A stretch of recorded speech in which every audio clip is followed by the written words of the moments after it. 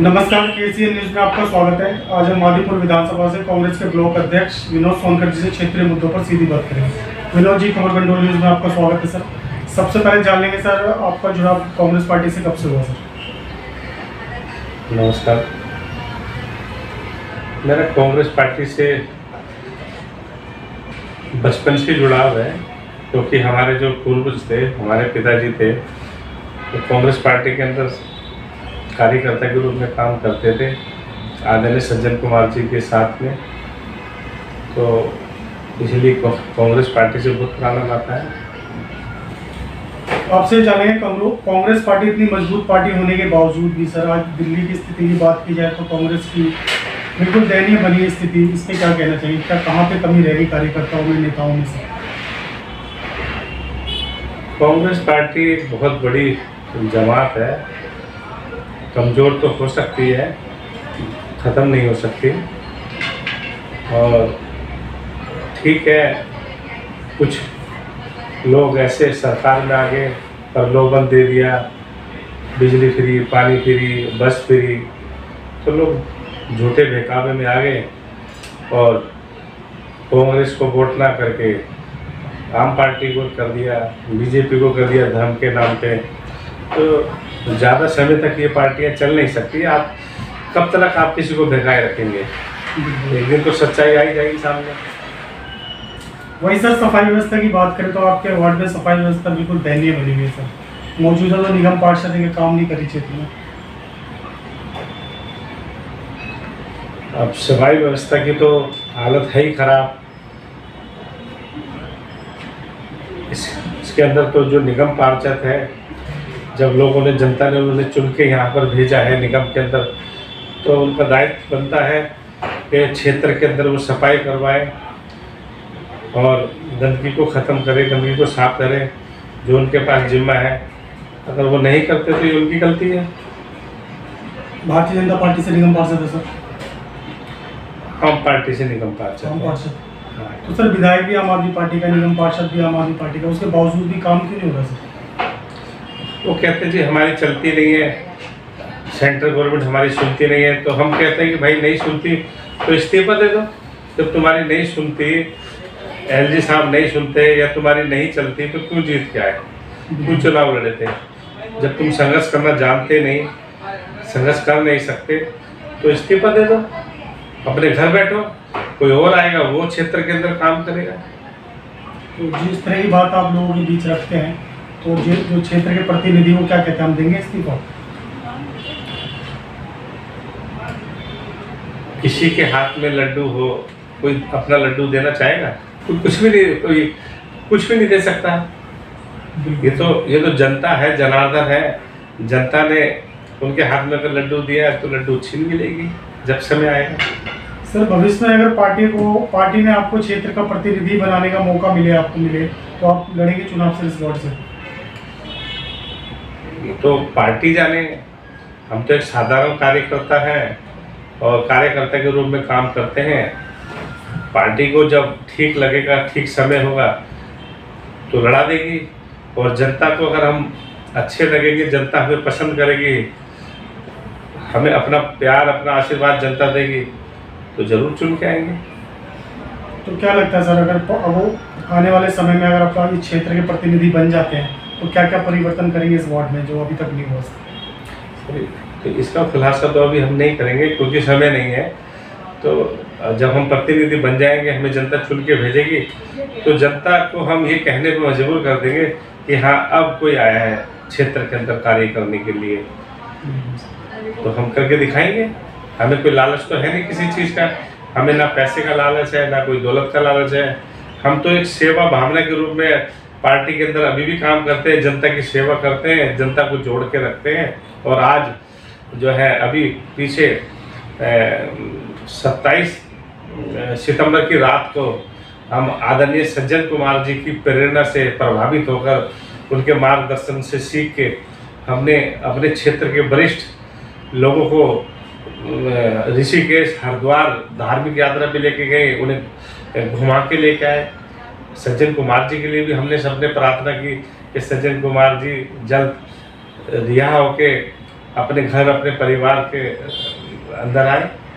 वहीं सज्जन कुमार जी की बात कर लेते हैं। सज्जन कुमार जी को राहत मिल सकती है, मिली नहीं है सर, इस पे क्या कहना चाहेंगे सर? क्या रिहा हो पाएंगे आने वाले समय में? बिल्कुल, सच्चाई की तो एक दिन जीत होगी, सच्चाई की एक दिन जीत होगी।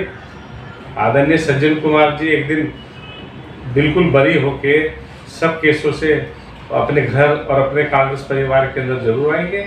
अपना आशीर्वाद जैसे उनका पहले था ऐसा आशीर्वाद वो अभी भी देंगे। बिल्कुल। जो इंडिया महागठबंधन की तैयारी कर रही है कांग्रेस सर, उसमें सभी दल आप कांग्रेस के साथ है, जितने भी छोटे बड़े दल हैं, हर कोई पीएम के दौर में है सर। इससे लगता नहीं आने वाले समय में नुकसान होगा कांग्रेस को? हर कोई चाहता है कि कुर्सी मुझे मिल जाए, मगर ये तो जनता देखेगी। और कांग्रेस जो है बहुत बड़ी पार्टी है और कांग्रेस की सीटें सबसे ज़्यादा हैं लोकसभा के अंदर। तो ये तो गठबंधन के अंदर जो है फैसला होगा, सर्वमान्य नेता कौन होगा, कौन प्रधानमंत्री बनेगा, समय आने पे ये भी सब तय हो जाएगा। कांग्रेस के पास भी बहुत लीडर है, राहुल गांधी जी हमारे पास। बिल्कुल बिल्कुल, राहुल जी आपके पास, वो भी बहुत कट्टर नेता है। इसी क्वेश्चन को लेकर जब मैं भारतीय जनता पार्टी के कुछ लोगों से मिलता हूँ तो वो कह रहे हैं इंडिया महागठबंधन की जो तैयारी हो रही है उसमें सभी चोर एक साथ एकजुट हो रहे हैं। क्या कहना चाहेंगे इस पर सर आप, इस तरह की बयानबाजी करते हैं लोग? आज वो जिनको चोर कह रहे हैं, कल उनके साथ तो वो भी मिले हुए थे, उनके साथ सरकार चलाई है। वहाँ आपका जम्मू कश्मीर में महबूबा मुफ्ती जी के साथ में सरकार चलाई, बिहार में नीतीश कुमार जी के साथ मिलकर सरकार चलाई, पंजाब में अकाली दल को उन्होंने अपने साथ रखा, हरियाणा में चौटाला जी को अपने साथ रखा, और मायावती जी को उन्होंने अपने साथ उनकी सरकार बना के चले। आज वो दूध के दूल्हे हो गए तो बाकी सब चोर हो गए। तो इस तरह की बयानबाजी से लगता नहीं कुछ फर्क नहीं पड़ने वाला कांग्रेस को सर, जनता सब देख रही है, समय आने के ऊपर जनता सब हिसाब ले लेगी। जनता को तो इन्होंने ये भी कहा था कि हम सबके खाते में 15 लाख रुपए देंगे, 2 करोड़ लोगों को रोजगार देंगे, पाकिस्तान को हम नेस्तनाबूद कर देंगे, हमारे एक भी अगर सैनिक का अगर गला कटा तो हम 10 काट के लाएंगे। सारा कुछ तो हो रहा है, हमारे सैनिक भी मारे जा रहे हैं, 15 लाख रुपए आज तक नहीं आए, 2 करोड़ क्या 2000 लोगों को नौकरियां नहीं मिली, बल्कि 2 करोड़ लोग बेरोजगार हो चुके हैं। ऐसी घटिया सरकार इससे पहले कभी मतलब सरकार आई नहीं जो इतना झूठ बोलती है, इतना झूठ बोलती है, धर्म के नाम पे, जाति के नाम पे झगड़े करवाती है सिर्फ सत्ता पाने के लिए। तो झूठों की सरकार है। अब समय आ रहा है 2024 के अंदर जनता हिसाब ले लेगी। कहीं फिर से अगर हिंदू मुस्लिम का कार्ड खेलती है भाजपा, तो इससे क्या लगता है कांग्रेस को नुकसान होगा सर? सर, जनता सब समझती है। मैंने कहा ना कि जनता 2024 का चुनाव आ रहा है, जनता सब समझती है, सब हिसाब ले लेगी। सब जानते हैं राम जन्मभूमि को कोई नकार नहीं सकता। राम जन्मभूमि के अंदर अच्छी बात है, भगवान का नाम तो हम अपने घर में लेते हैं, मैं भी हिंदू ही हूँ, अपने घर के अंदर हम नाम लेते हैं, सुबह सोते जागते रात में ये हम अपना नाम लेते हैं, भगवान का नाम लेते हैं। तो मंदिर बन गया, अच्छी बात है, पर वहाँ से हमारी कोई रोजी रोटी तो चल नहीं सकती, कोई आम जनता की वहाँ रोजी रोटी तो चल नहीं सकती।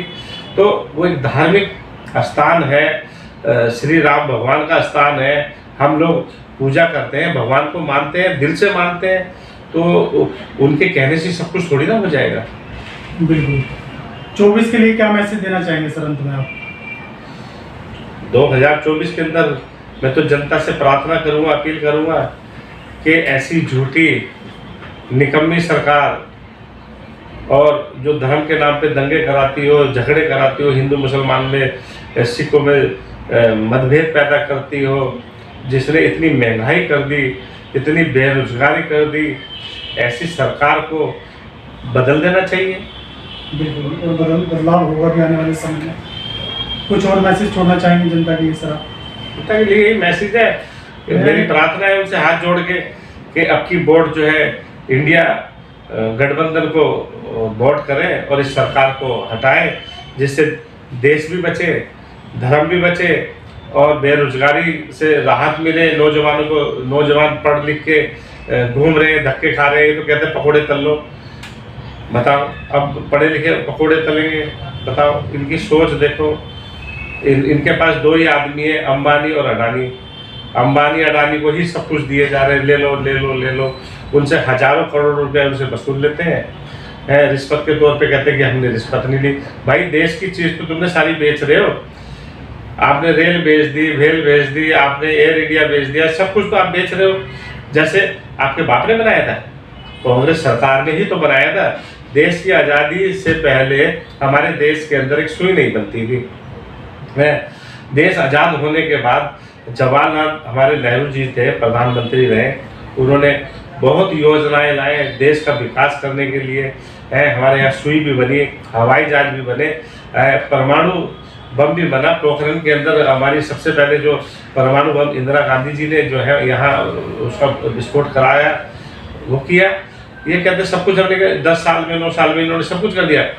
कहते मोदी जी चाय जिस स्टेशन पे चाय बेचते थे वो स्टेशन भी कांग्रेस की देन है, कांग्रेस ने ही बनवाया था। पंडित जवाहरलाल नेहरू की देन है, वहाँ उन्होंने बनवाया था। इंदिरा गांधी जी की देन है, क्या नाम है, लाल बहादुर शास्त्री जी की देन है।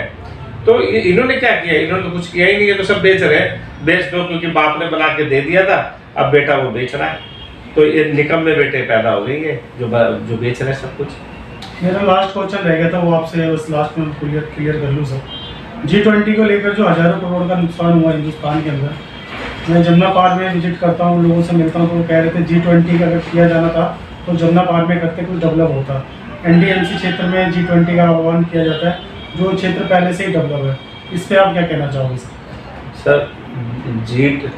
G20 इन्होंने सिर्फ पब्लिक को गुमराह करने के लिए, अपने वोट बैंक को बढ़ाने के लिए, क्योंकि इनका वोट बैंक खिसक रहा है, सरकार के बारे में लोग जान चुके हैं, तो लोगों की आंखों में धूल झोंकने के लिए इन्होंने G20 कराया।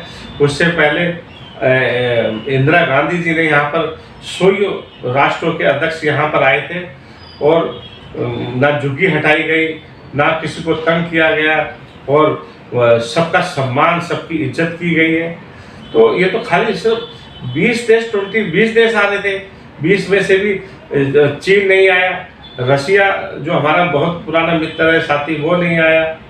तो आप देख लो ना, ये क्या हो रहा है कनाडा में, क्या हो रहा है कनाडा में, क्या हो रहा है? तो सरकार की सारी पोल खुल रही है, सरकार क्या क्या कर रही है और आगे क्या कर सकती है। तो देश की बदनामी हो रही है, और आगे भी आप देखना और देश भी हमारे खिलाफ बोलेंगे, हमारे देश के खिलाफ। बहुत बहुत धन्यवाद सर आपका, सोमदेव साहब, आपने समय निकाल के हमसे बात की। शुक्रिया, धन्यवाद आपका, थैंक यू।